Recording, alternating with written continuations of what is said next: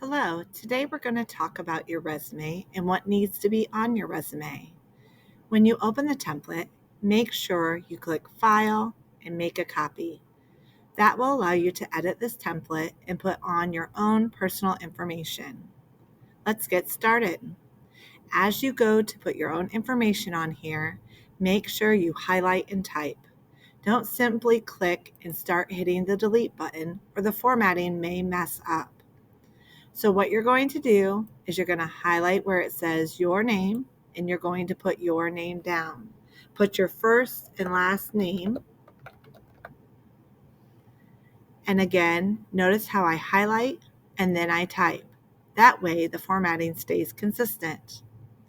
Then you're going to put your street address, your city, your state, your zip code, telephone number, and a professional email. You may use your school email if you wish. Underneath your name, you're going to state the field of choice that you would like to. So for instance, if you would like to apply for a job as a nurse, you'd put to obtain a position in the field of nursing. You can change it to whatever future career that you would like. Preferably, it should be one that you've already explored in units 5, 6, 7, or 8. Pick one of those careers as you'll be able to adapt this resume for your future career. As a middle school student, you won't have a lot to fill in on here. So what I'd like you to do is simply put on here what this particular career field might want out of a candidate. Okay? Let's next go to skills. Under skills, you're going to put shortened phrases of skills that you have that relate to that nursing field. Okay? They can also be more general skills that you have, like your ability to work in a team setting, or maybe you have excellent customer service skills. I would put no more than 5 skills under here, at least 2. To the left, you're going to put experience. This is work experience. So what are some jobs that you have in the past? Again, feel free to make this up. Use Google to look up for various responsibilities and duties that you would perform on those jobs to make it believable. You'll put the company name. The location is the city in which it is located, and then the job title.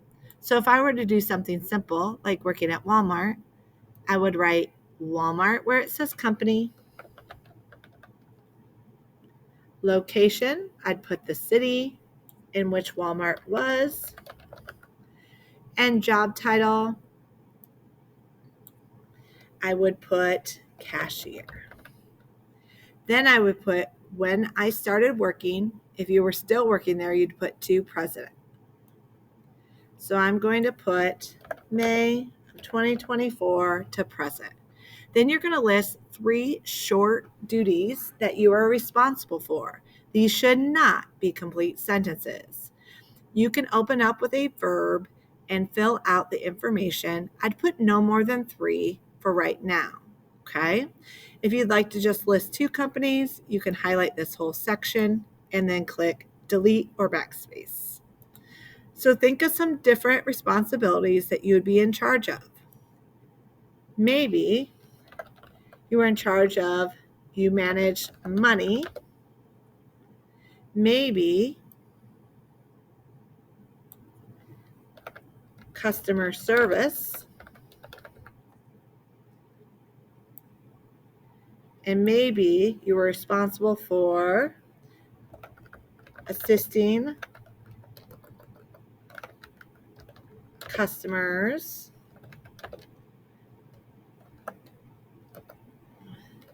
with purchases.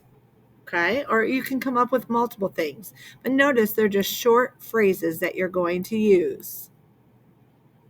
And actually, I'm going to change that to assisted. The rule of thumb is that you talk in past tense when referencing a job or school. Over here, you can list some awards. They do not have to be K through 8 if you're pretending you're an older version of you. But if you'd like to list some actual awards that you have, such as like the honor roll or perfect attendance or maybe you got a sportsmanship award, any sort of award that you could get in high school that would make you look great. Extracurricular activities, they do not have to directly relate to the career field of choice. It just shows that you can balance and manage multiple activities on top of your schoolwork. So any club or activity or music endeavor that you do, you could list under here. Under education, you could look up colleges, or you probably already have some in mind that would relate to your career field of nursing. Put the college name, the city it's located in, and then your program of study, the years attended, and then any organizations you might be involved in, and your GPA, if it's a good GPA. And then you could put your high school name, city the high school is located in, and then you can just leave the word diploma because that's what you'll receive, and then the years. You don't have to put anything underneath. If you've done a big project, whether it's a volunteer project or a major academic project that maybe you did for a contest or it was for a major grade, you could list it here and explain the project briefly in shortened phrases. Okay? Your resume should be something that you can glance at and look over in just a matter of minutes.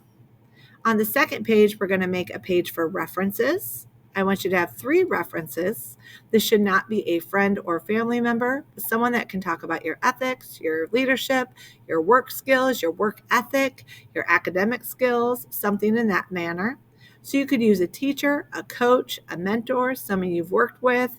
You could do a club advisor. You could do a counselor, all sort of people. So you're going to put their name. For instance, if you did a teacher, you could put your teacher's name. You could put the school in which they work at, and you could say what sort of teacher they were to you. If it's someone that works for a school district, it's absolutely okay to use the address and phone number of the school. And then the years that you've known them. Again, have at least 3. If you are to use this actual resume, you always want to ask these individuals if you may use them as a reference. That way they're not caught off guard when they get a call or get contacted to give information about you. Okay? Make sure when you're done, you go back through very closely and make sure you have 0 errors. There should be no spelling, capitalization, or punctuation errors on this resume. It should be clean and error-free. A place of employment does not want to consider an applicant that has a messy resume, a resume that's not formatted correctly, or a resume full of errors. Despite your skills, they'll just throw it in the trash.